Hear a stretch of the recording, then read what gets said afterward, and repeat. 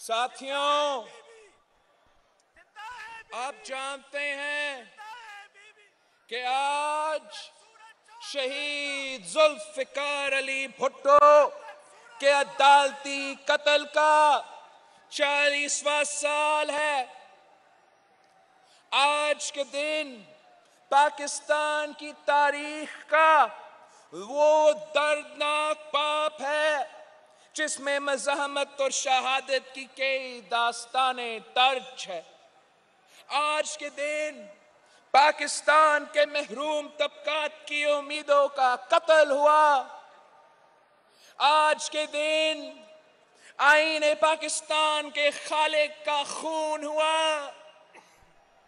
आज के दिन राख के मलबे से नई कौम तामीर करने वाले वजीर आजम को सूली पर लटका दिया गया। आज का दिन एक सवाल पूछ रहा है। इस मुल्क के हर शख्स से एक सवाल पूछ रहा है। इस मुल्क के हर इदारे से एक सवाल पूछ रहा है। इस मुल्क के हर मुंसिफ से एक सवाल पूछ रहा है। हर सोचने वाले से एक सवाल पूछ रहा है। हर लिखने वाले से एक सवाल पूछ रहा है। और वो सवाल ये है कि बताओ, इस मुल्क के करोड़ों गरीबों के मुहाफिज को कत्ल क्यों किया गया? बताओ, एक टूटे फूटे समाज को नई जिंदगी देने वाले मसीहा को कत्ल क्यों किया गया? जिसने टूटे हुए मुल्क को जोड़ा, जिसने हारी हुई कौम को अपने पैरों पर खड़ा किया, जिसने 90,000 जंगी कैदियों की बाइज्जत वापसी का रास्ते खोले, जिसने 10,000 मरबा मील का खोया हुआ रकबा वापस दिया, जिसने इस मुल्क में मजबूत दिफा की बुनियादें रखी, जिसने पाकिस्तान को एटॉमिक रियासत बनाया, बताओ, उसकी मौत के परवाने पर दस्तखत करने वाले कौन थे? ये सवाल 40 साल से पूछा जा रहा है। सदर पाकिस्तान ने 8 साल पहले इस मुल्क की सबसे बड़ी अदालत में दरखास्त की थी कि मलोज, हमें भुट्टो शहीद का खून का जवाब दिया जाए। भुट्टो शहीद का खून आज भी पुकार रहा है, पूछ रहा है इंसाफ के इदारे से, इंसाफ कब मिलेगा? आज का दिन ये सवाल पूछ रहा है कि पाकिस्तान पीपल्स पार्टी के लिए इंसाफ के तराजू अपना तवज़ुन क्यों खो देता है? हमारे खून का मुकदमा हो तो अदल की देवी को नींद क्यों आ जाती है? हमारे कातिलों की पनाहगाहों को कब तक तहफ़्फ़ुज़ दिया जाता रहेगा? भुट्टोस क्यों कत्ल होते रहे, इसका जवाब कौन देगा? हमारे खून का हिसाब कौन देगा? इसका एहतिसाब कब होगा? जुल्म फिर जुल्म है, बढ़ता है तो मिट जाता है। खून फिर खून है, तपकेगा तो जम जाएगा।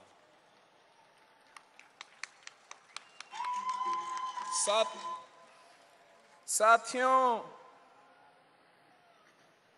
जो तारीख से सबक नहीं सीखते, उन्हें तारीख फिर सबक सिखाती है।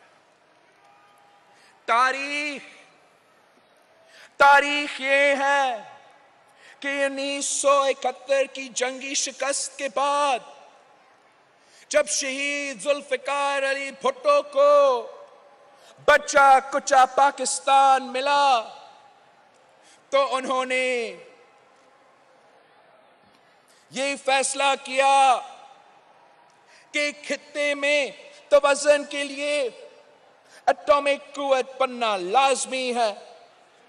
1972 में उन्होंने न्यूक्लियर प्रोग्राम की बुनियाद रखी। वसाइल मौजूद नहीं थे, पूरी दुनिया खिलाफ थी, ना हमारे पास साइंसी इल्म था ना टेक्नोलॉजी था, लेकिन उन्होंने कहा कि हम घास खाएंगे लेकिन मुल्क की सलामती पर आंच नहीं आने देंगे। उन्होंने कहा कि हमारी सरजमीन न्यूक्लियर ब्लैकमेल की इजाजत नहीं देगी। 1974 में इंडिया ने बम धमाका किया। 1978 में पाकिस्तान का न्यूक्लियर प्रोग्राम मुकम्मल हो चुका था, लेकिन तारीख का अलमिया देखे कि उसकी खबर शहीद जुल्फिकार अली भुट्टो को मौत की काल कोतरी में दी गई। एक साल बाद उन्हें तख्तेदार पर लटकाया गया। आज अगर आप भारत की आंखें में आंखें डालकर बात कर सकते हो तो वो शहीद जुल्फिकार अली भुट्टो की वजह से है।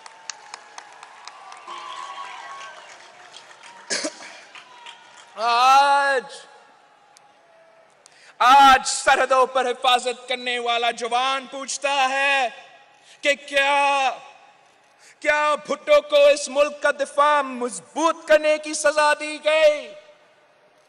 क्या उन्हें पाकिस्तान को न्यूक्लियर स्टेट बनाने की सजा दी गई? क्या उन्हें साम्राज्य को तो लड़काने की सजा दी गई? मैं पूछता हूं, हमें बताया जाए कि जब जो कुव्वतें पाकिस्तान को न्यूक्लियर स्टेट बनते नहीं देखना चाहती थी, उन कुव्वतों का अलाकार कौन बना?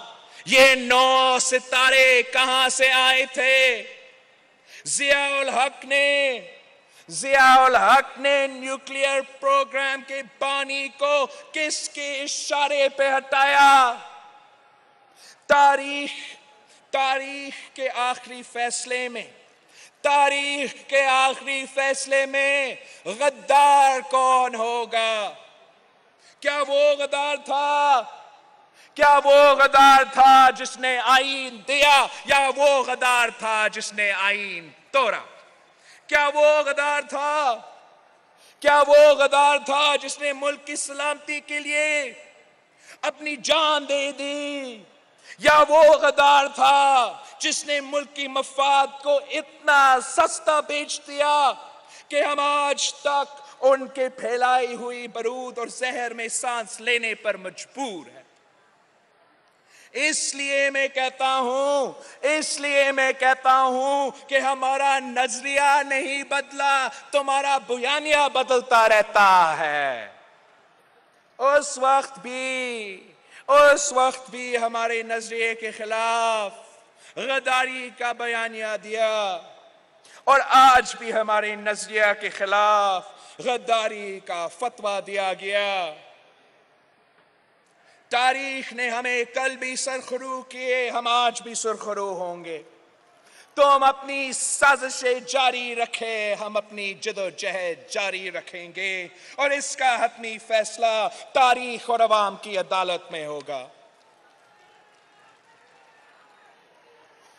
साथियों,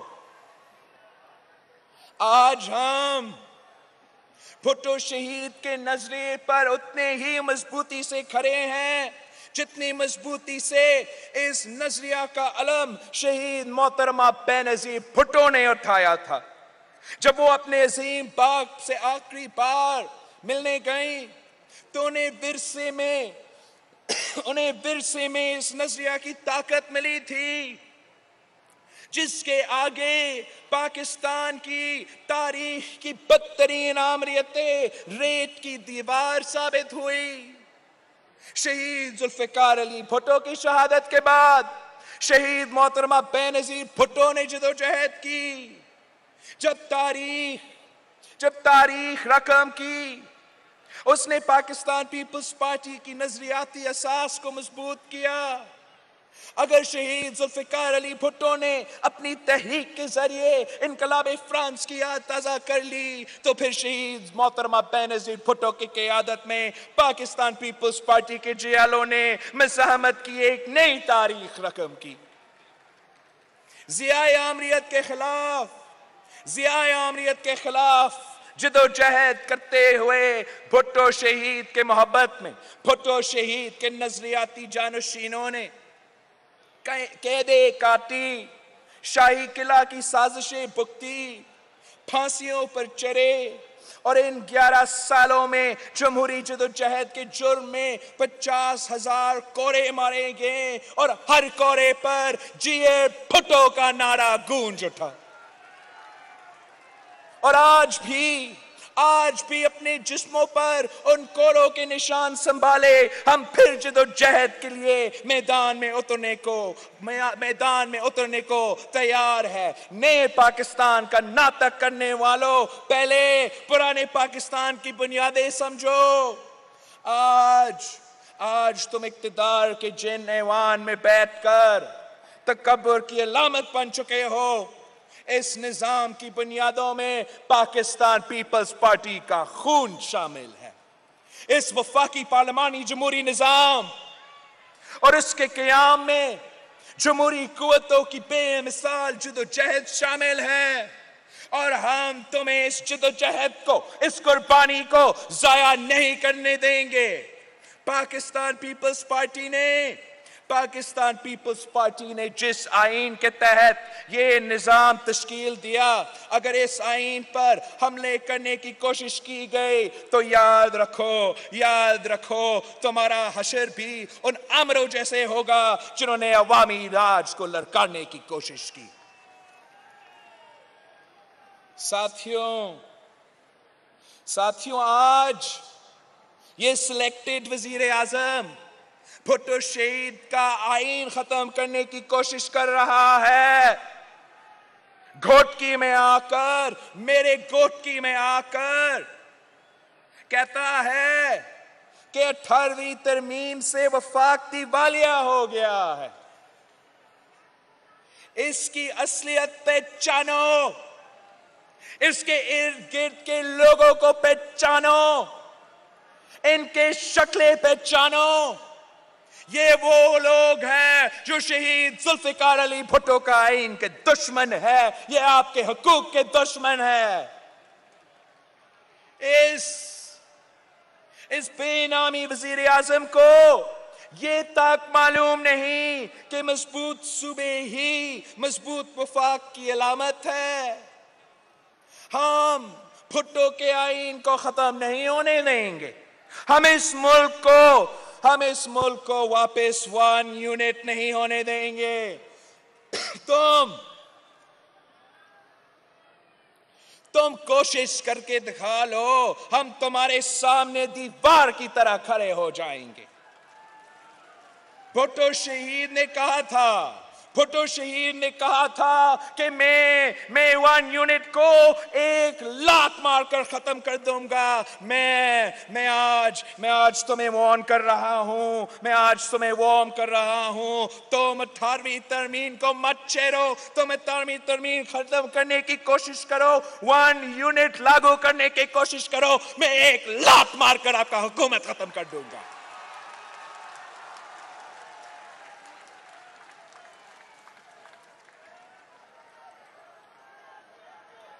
साथियों,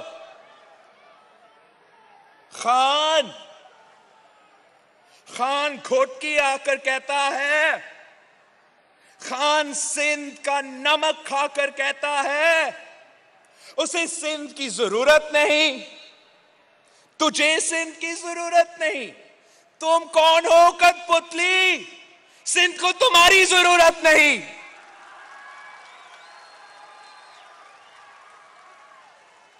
हम जानते हैं उसे सिंध नहीं, सिंध के वसाइल चाहिए। उसे सिंध नहीं, सिंध की गैस चाहिए।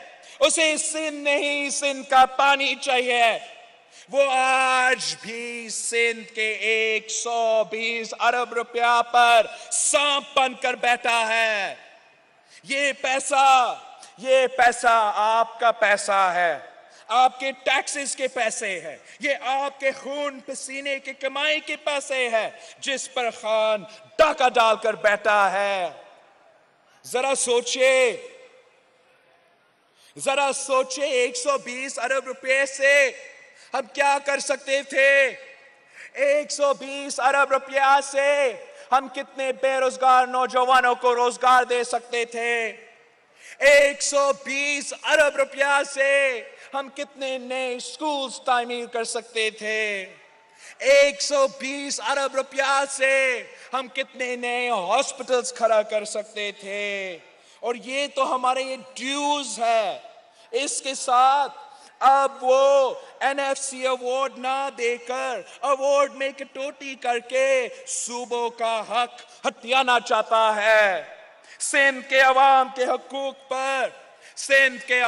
हकूक पर कब्जा करना चाहता है। पंजाब के अवाम का हक मारना चाहता है। बलोचिस्तान के अवाम को महरूम रखना चाहता है। खैबर पख्तूनख्वा के खजानों पर डाका डालना चाहता है। और ये सारे वसाइल, ये सारे पैसे सूबों से छीन कर इस्लामाबाद को देना चाहता है। 18वीं तरमीम के जरिए हमने चारों सूबों को मजबूत किया और उनके वसाइल पर उनको मालकी दी। सूबों की अवाम अपने मुस्तकबिल के फैसले खुद करती हैं, जिससे वफाक मजबूत होती है। लेकिन इस बेनामी वजीर आजम को ये बात समझ में नहीं आती। साथियों,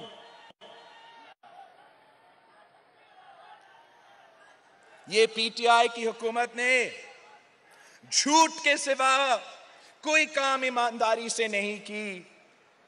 इलेक्शन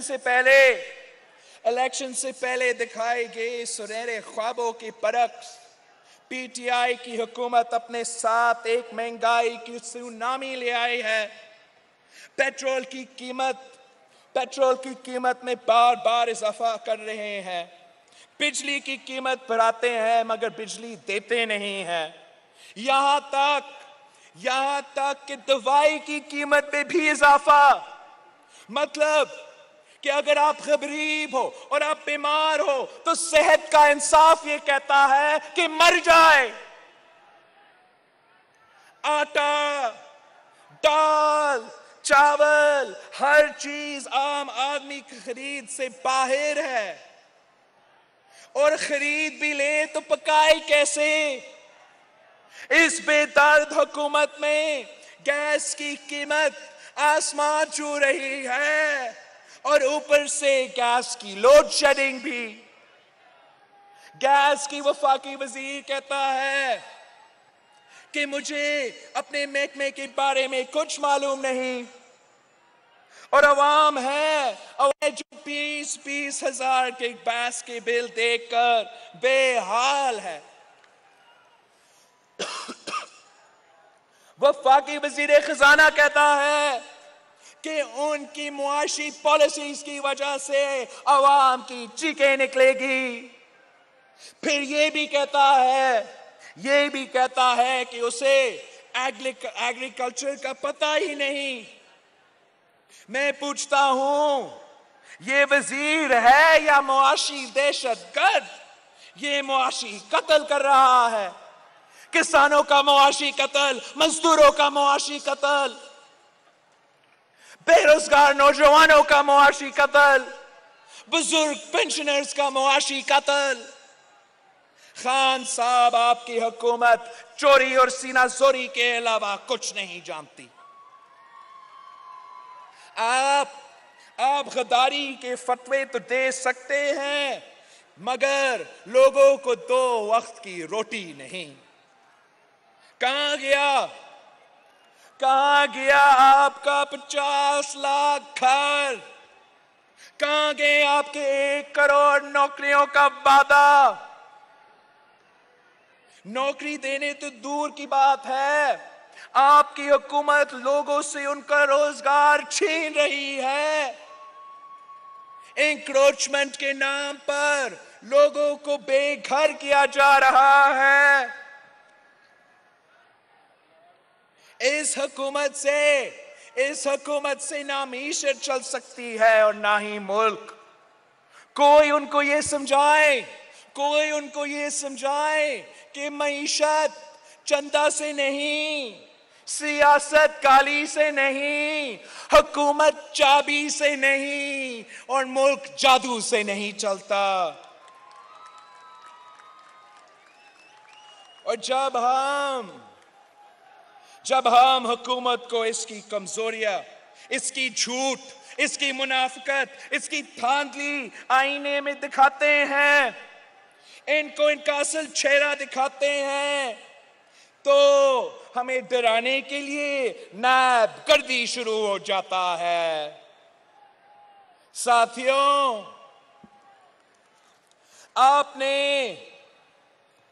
आपने बेनामी अकाउंट्स केस के हवाले से बहुत से किस्से सुने होंगे, और ये सिर्फ किस्से ही है, सिर्फ बातें हैं, सिर्फ इल्जामात हैं, और वो भी झूठे। ये सिर्फ किरदार कशी है। ये एहतसाब नहीं इंतकाम है। ये इंसाफ नहीं इंतकाम है, सियासी इंतकाम है। ये एहतसाब नहीं, पॉलिटिकल इंजीनियरिंग है। 6 महीने केस चलने के बावजूद मुझे तो किसी कोर्ट के सामने अपना मौकिफ देने का मौका ही नहीं मिला। मुझ पर वो इल्जाम है जबकि मैं 1 साल का था, और मुअज़्ज़िज़ अदालत भी ये जानती हैं कि केसेस झूठे हैं। तभी तो आला अदलिया के चीफ जस्टिस ने कहा कि मेरे नाम इस रिपोर्ट में गलत शामिल किया गया, और JIT को हुक्म दिया कि मेरा नाम इस रिपोर्ट से निकाला जाए।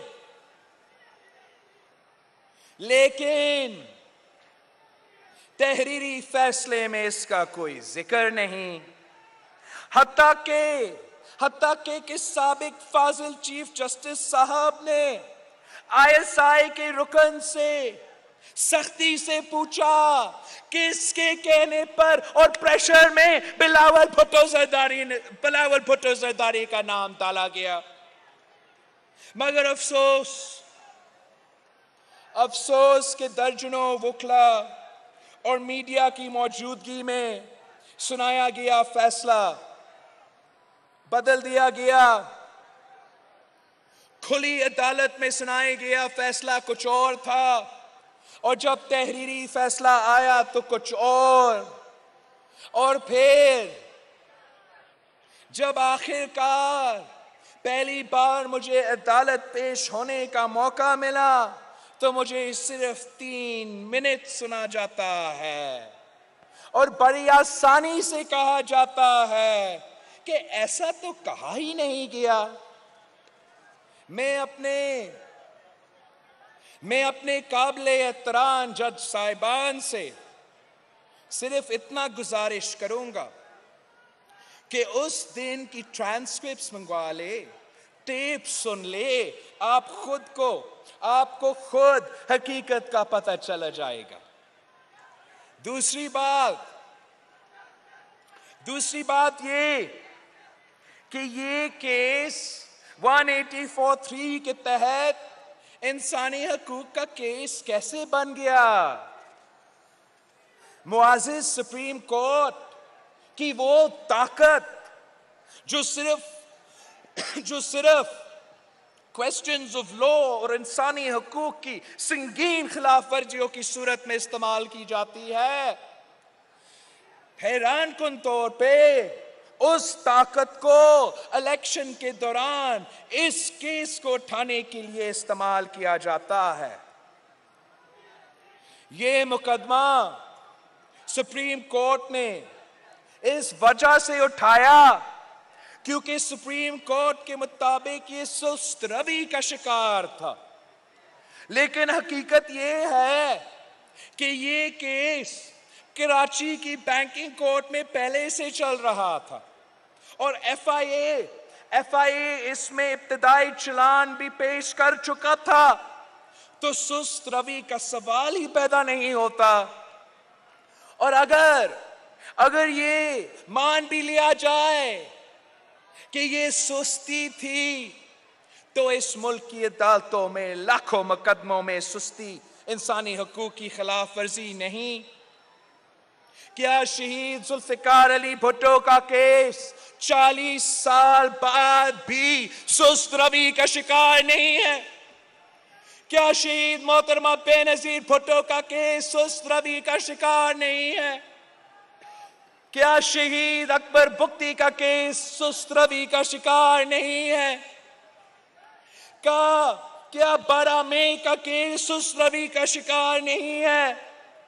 क्या असगर खान केस सुस्त रवि का शिकार नहीं है?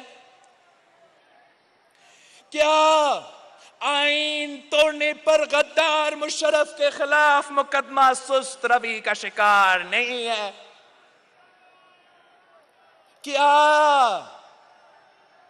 क्या मिसिंग पर्सन्स के हजारों मुकदमा सुस्त रवि का शिकार नहीं है? क्या ये सब इंसानी हकूक की खिलाफ वर्जियां नहीं है? क्या 2018 के इलेक्शन में की गई तारीख की बदतरीन धांधली, वोट चोरी, 3 दिन तक इलेक्शन रिजल्ट्स रोकना, मुल्क भर में पोलिंग एजेंट्स को पोलिंग स्टेशन से बाहर फेंकना, आरटीएस को फेल करवाना, लेवल प्लेइंग फील्ड ना होना, मीडिया का ब्लैकआउट करना, फॉर्म 45 गायब करना, कलअदम तंजीमों को मेन स्ट्रीमिंग के नाम पर इलेक्शंस लड़वाना, सियासी तौर पर उम्मीदवारों को नाअहल कराना, पॉलिटिकल इंजीनियरिंग से बेनामी वजीर आजम को इस मुल्क पर मुसल्लत करना, क्या ये सब कुछ इंसानी हकूक का खिलाफ वर्जी नहीं है?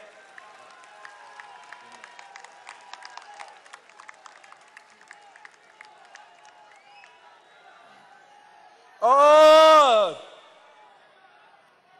फिर एक और अजीब बात, हमारा केस को पिंडी में शिफ्ट कर रहे हैं। आखिर क्या वजह है कि इस केस को पिंडी में चलाने का हुक्म दिया गया, गैर कानूनी हुक्म दिया गया? जब मामला सिंध का है, जब तहकीकात सिंध में हो रही है, जब फरीक सिंध से है, तो फिर पिंडी में क्यों? आखिर पिंडी में ऐसा क्या है? जबकि कानून में इस बात की कोई गुंजाइश ही नहीं कि एक बार फिर पिंडी में हमारे लिए करबला बर्पा किया जा रहा है। इंसाफ के तकाजे पूरे करने के लिए हर केस में JIT क्यों नहीं बनती? अगर मेरे नाश्ते पर JIT बन सकती है, तो फिर दहशतगर्दी पर क्यों नहीं? तारीखी धांधली पर क्यों नहीं, वोट चोरी पर क्यों नहीं, बेनामी वजीर आजम पर क्यों नहीं। साथियों, हमारा कस्टोडियन ऑफ द हाउस को, स्पीकर सिंध असेंबली को, वो असेंबली जिसने करार पाकिस्तान पास की, झूठे केसेस में इस्लामाबाद से गिरफ्तार किया जाता है, उसकी बीवी और बच्चे को 8 घंटे तक यरगमार रखा जाता है, चादर और चार दीवारी को पामाल करते हैं। हमारे हैदराबाद से ताल्लुक रखने वाले एमपीएस के पीछे पड़े हुए हैं। वो नहीं चाहते कि बार बार इलेक्शन जीतने वाले एमपीएस अपने अवाम का खिदमत करे। अवामी नुमाइंदों को उनका हक, उनकी जमानत नहीं मिल रही, और दहशतगर्दों को एनआरओ। मैं ये नहीं कहता कि एहतसाब मत करो, मैं ये भी नहीं कहता कि मेरा एहतसाब मत करो। मैं सिर्फ ये कहता हूं कि एहतसाब के नाम पर इंतकाम मत करो। मैं कहता हूं एहतसाब के नाम पर कौम को बेवकूफ बनाने की कोशिश मत करो। मैं कहता हूं एहतसाब के नाम पर पॉलिटिकल इंजीनियरिंग मत करो। मैं कहता हूं एहतसाब के नाम पर अपने खुद के गुनाह मत छुपाओ। और मेरे ये बातें इस हुकूमत को बर्दाश्त नहीं होती। जब मैं पूछता हूं कि नेशनल एक्शन प्लान पर अमल क्यों नहीं हो रहा, जब मैं पूछता हूं कि वफाकी वजीरों के कलदन तंजीमों से राब्ते और रिश्ते क्यों है, जब मैं पूछता हूं कि सियासतदानों को जेल में और दहशतगर्दों को रेस्ट हाउसेस में क्यों रखा जाता है, तो मुझे मुल्क दुश्मन करार देने की तहरीक शुरू की जाती है। मैं पूछता हूं कि क्या मुल्क दुश्मन मैं हूं या वो वजीर हैं जो दहशतगर्दों को गोद में बैठकर बैठे हैं। मैंने इन 3 वजीरों को हटाने का मुतालबा किया, मगर खान ने उन 3 वजीरों को तो नहीं निकाला, उल्टा एक ऐसा शख्स को वजीर बना दिया जिस पर डैनियल पर्ल से लेके शहीद मोहतरमा बेनजीर भुट्टो तक दहशतगर्दी की साजिशों में मुलव्वस होने का इल्जाम है। ये हुकूमत ये सब कुछ करके क्या पैगाम देना चाहती? ये किस किस्म की हुकूमत है?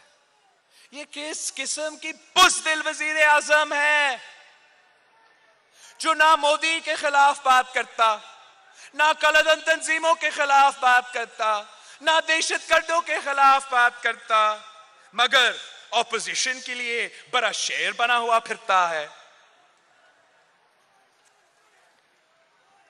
साथियों, पाकिस्तान पीपल्स पार्टी ने हमेशा इंसाफ की उम्मीद रखी तो अदालत से रखी। बेशक हमें बारहा अदालत से मायूसी मिली। हम आज तक शहीद जुल्फिकार अली भुट्टो की अदालती कत्ल का इंसाफ मांगते हैं। हम आज तक शहीद मोहतरमा बेनजीर भुट्टो का कत्ल का इंसाफ मांगते हैं। हम आज तक अपने बहे हुए खून का हिसाब मांगते हैं। आखिर हमें अदालत से इंसाफ कब मिलेगा? हमारे खिलाफ किए गए जराइम का एहतसाब कब होगा? इंसाफ का सिला तब तक शुरू नहीं हो सकता जब तक शहीद जुल्फिकार अली भुट्टो की अदालती कत्ल का इंसाफ नहीं मिलेगा। हमारे निजाम अदल को अपने अंदर झकना होगा, अपनी इस्लाह करनी होगी, अपनी गलतियों को सुधराना होगा। भुट्टो शहीद को इंसाफ, भुट्टो शहीद को इंसाफ मिलने से ही इंसाफ की इब्तिदाई होगी। मगर साथियों, इतनी मायूसी के बावजूद, इतने इंतजार, इतनी बर्दाश्त के बावजूद मैं आज भी पुरुम्मीद हूं कि ये ही अदालतें हमें इंसाफ देगी। साथियों, आज फिर हमें भुट्टो शहीद का नजरिया घर घर ले जाने की जरूरत है। बीबी शहीद की सियासी सोच गली गली तक फैलाने की जरूरत है। नौजवानों को ये बताने की जरूरत है कि भुट्टो शहीद की क़ियादत में आने वाला पुरअमन इनकलाब हमारी मीरास है। हम इस सफर को जारी रखेंगे। वो जिदोजहद जिसका आगाज भुट्टो शहीद ने किया और बीबी शहीद ने आगे बढ़ाया, इंशाअल्लाह हम इसको जारी रखेंगे। मगर मैं आपको बताना चाहता हूं कि ये आज भी भुट्टो शहीद से डरते हैं, उसकी सोच से डरते हैं, उसकी नजरिया से डरते हैं, उसकी फिक्र से डरते हैं, उसकी जिक्र से डरते हैं। ये इतना डरते हैं कि बीबी शहीद का नाम भी इनसे बर्दाश्त नहीं। बीबी शहीद बेनजीर इनकम सपोर्ट प्रोग्राम से बीबी शहीद का नाम निकालने की साजिश हो रही है। दरअसल इस प्रोग्राम को ही बंद करना चाहते हैं। मैं ये बता दूं कि बेनजीर भुट्टो एक नाम नहीं, बेनजीर भुट्टो एक अज़म है। ये अज़म है गरीबों की मालकी की, ये अज़म है औरतों की फलाह की, ये अज़म है पाकिस्तान की तरक्की की। उसको मिटा सको ये तुम में दम नहीं।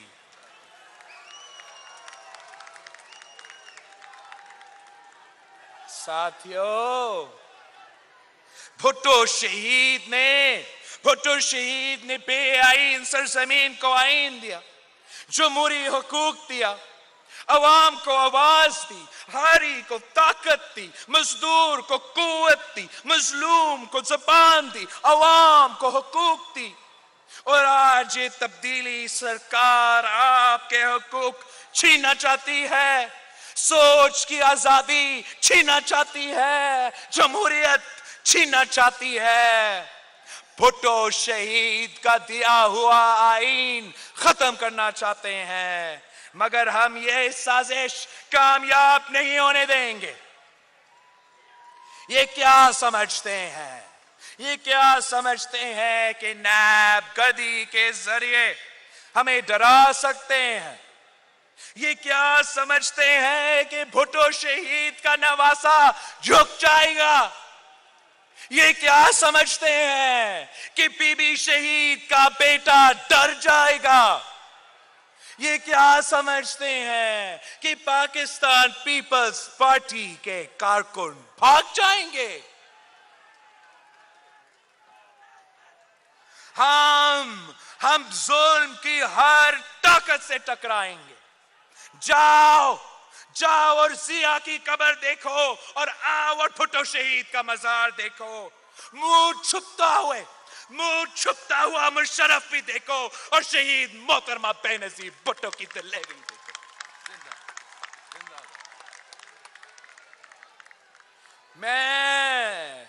मैं आवाम से कहता हूं, आप यकीन रखें, मैं आपके साथ हूं और अपनी आखिरी सांस तक आपके साथ रहूंगा।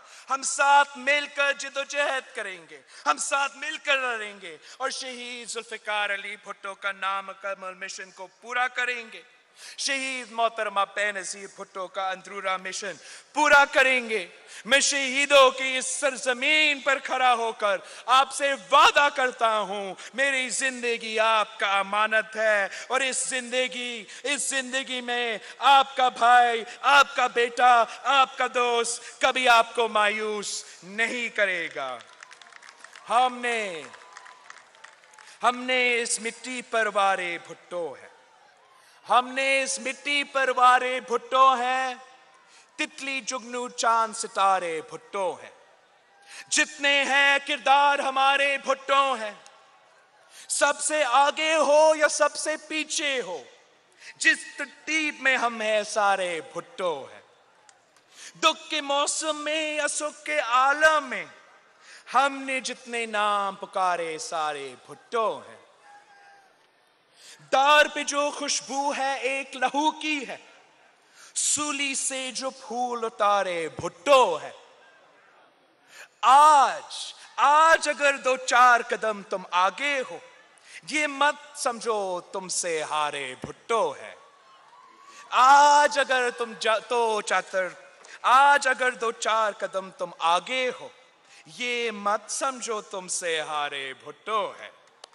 एक दिन मिट्टी सोना बनकर चमकेगी, हमने इस मिट्टी पर वारे भुट्टो है, हमने इस मिट्टी पर वारे भुट्टो है। सचमुच में वो तारे तोड़कर लाए थे, इसलिए तो आंख के तारे भुट्टो है। उस कामत पर एक दुनिया कुर्बान हुई, ये मत कहना सिर्फ तुम्हारे भुट्टो है। एक तरफ यलगार यजीदी तोले की, एक अलंबरदार हमारे भुट्टो है। जान तो आनी जानी